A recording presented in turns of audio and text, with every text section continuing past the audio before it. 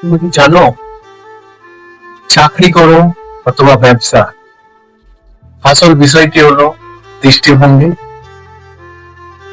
চাকরিতে তুমি সুরক্ষার জন্য লড়ো, ব্যবসায় নিজের স্বপ্নের জন্য। কিন্তু দুটি পথেই আছে কঠোর পরিশ্রম, ত্যাগ আর সময়ের পরীক্ষা।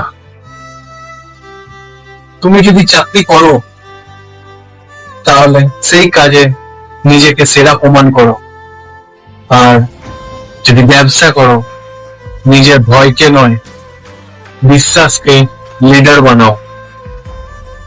সফলতা কখনো পথ থেকে আসে না, সে দেখে যে কখনো হার মানে না।